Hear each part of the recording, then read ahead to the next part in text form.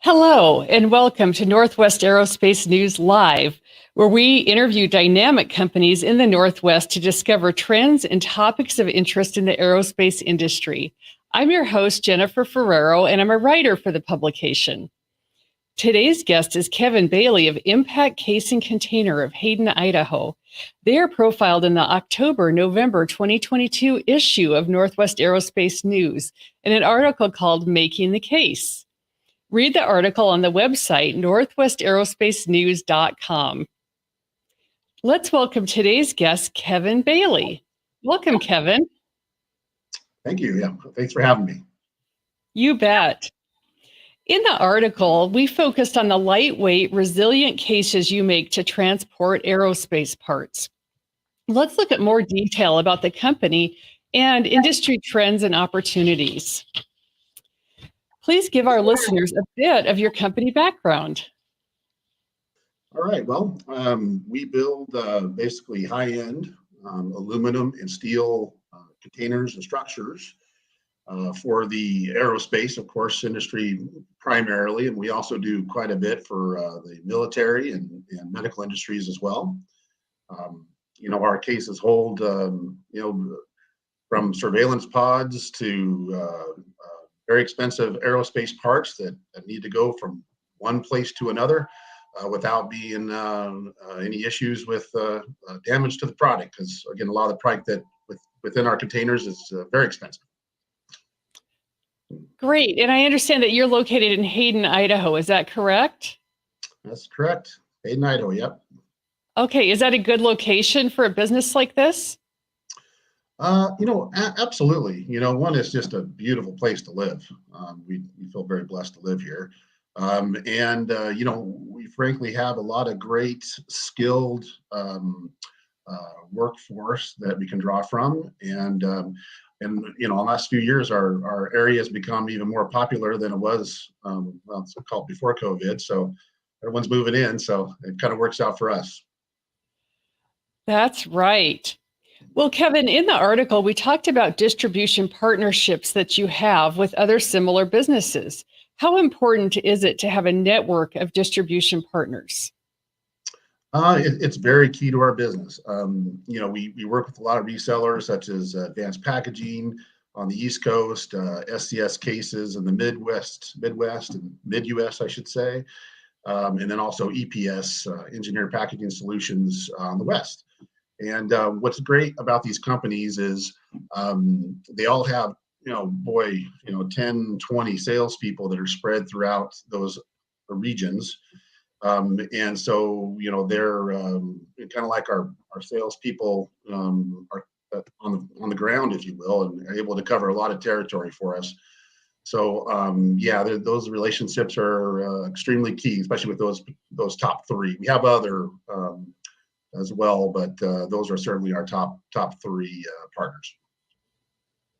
Okay, great. So it sounds like you have a lot of salespeople out there in the world talking about your products and selling them, which would be very helpful, I imagine.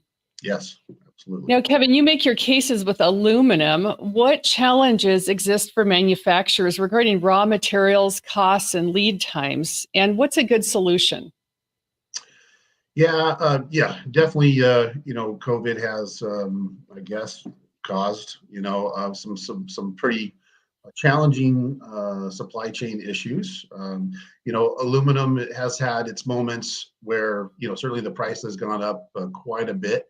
It's actually come down a little bit now, which is nice. Not to pre-COVID pricing, but still better than it was maybe 6 months ago.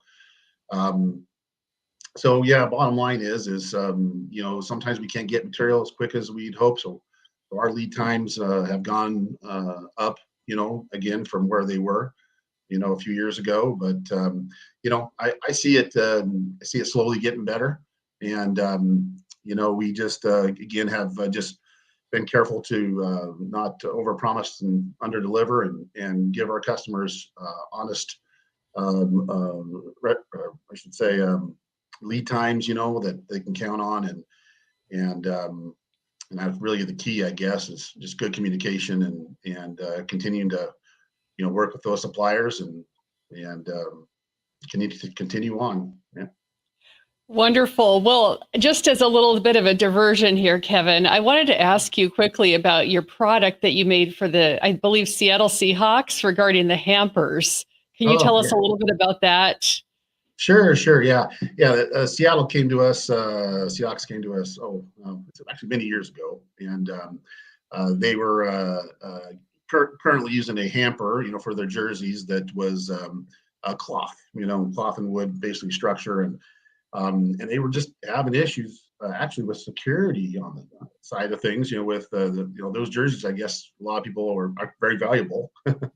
And so they needed a solution that would be more secure. And so we made a really good looking aluminum container with their logo on it. So it's all pretty and fits their image and it's lockable and they've been using them ever since. So this last round was actually the second time we've made them. So they're really working well. Yeah, kind of an interesting story. But here in the Northwest, we like the Seahawks, so I think that's fun to hear about. Now, in the Absolutely. current issue of the magazine, in the article, we talk about the employees that you have, and you're looking for more skilled assemblers and welders as well. What Mhm. challenges exist for hiring, and what are your solutions? Well, we're going through kind of the standard websites out there, to find Indeed and such, and we're actually having some pretty good luck, with finding good people because we are continuing to grow.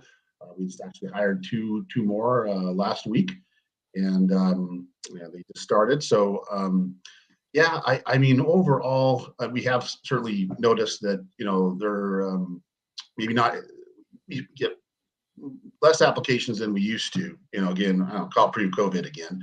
But again, I see that getting a little bit better as time has gone on here, and we're definitely always looking for more welders, more skilled labor, um, and actually we're just about to look for another more engineering as well. So. You are great.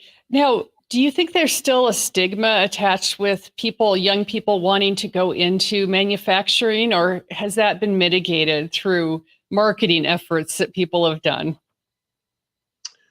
Yeah, I mean, I haven't seen it in our company particularly, and maybe it's because a lot of the stuff we make is just really cool. Like that picture of that surveillance pod, and it just and a lot of the stuff that we build for the U.S. military is it's just pretty good looking stuff, and a lot of the guys here and ladies think that hey, we're building something that makes a difference, and um, that protects a really valuable part that helps with the security of our nation. And so, um, so yeah, it's haven't found too much on the younger side as far as appreciating what we do and working. That's great. Thank you. Well, you provide solutions by building these aluminum aerospace cases that go out worldwide. Are there any other inventions or new ideas on the horizon for this business? We're just we're finding that we're getting into more, I guess you could say, more complex solutions, um, but still really down the same market, if you will, of aluminum steel containers. They're just getting more sophisticated. With a lot of times, like within a container, we'll have a shock isolation system of some type that has a plate mounted on cable rope isolators and so we're just finding that there's a lot more things, a lot more mill parts and things like that, more sophisticated manufacturing processes that we're doing to build some of these containers. So yeah, we're just kind of upping our game, if you will, and doing more sophisticated, more expensive stuff. Hmm. Very interesting. And then, if I remember correctly from the article, when we talked before, you talked a little bit about the resiliency of aluminum in that it can go into the desert, it can go into high heat, it can go into cold environments. Can Yep. you tell me a little bit about that?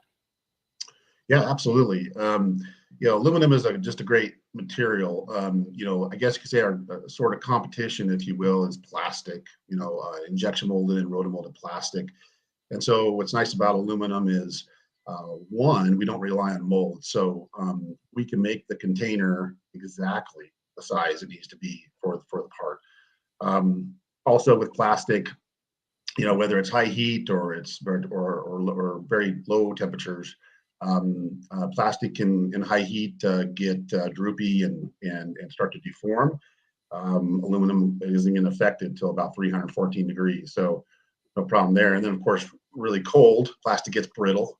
Of course, ours doesn't. So again, and on top of all that, aluminum is very lightweight. So we're able to make a fairly large container, out of aluminum, and has saved a lot on weight in comparison to either wood or plastic or any of the other mediums.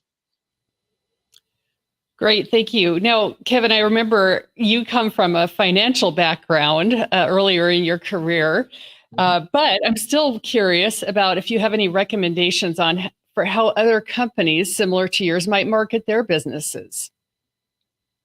Yeah, I've always been a big believer in, I call it the belly to belly, so I travel quite a bit, and I like to go see my customers and build that relationship. So that certainly is that's my style. I guess it's old school. But I've also found, maybe more up-to-date methods of marketing. LinkedIn has been very valuable. Again, finding maybe the proper contacts within the companies we work with. And, a lot of the companies we work with are quite large, like your Boeings and Lockheed Martins and Northrops. And so, finding the right person sometimes can be difficult. So LinkedIn's been very valuable with that. So would be my recommendation is find them in LinkedIn and then go see them, That's a great tip, getting face to face with people. I like that a lot. Absolutely. Well, Kevin, thank you so much for your time today and for sharing insights with us. To learn more about Impact Case and Container, you can go to their website, icc-case.com, or you can read the October-November issue of Northwest Aerospace News to find their article called Making the Case. Thank you, Kevin. Thank you. Appreciate it. Well, if you're interested in being interviewed on this program and have been profiled in the magazine, please email Dean Cameron to dean@northwestaerospacenews.com to express interest.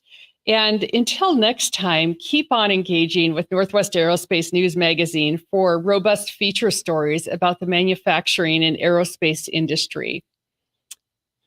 Goodbye.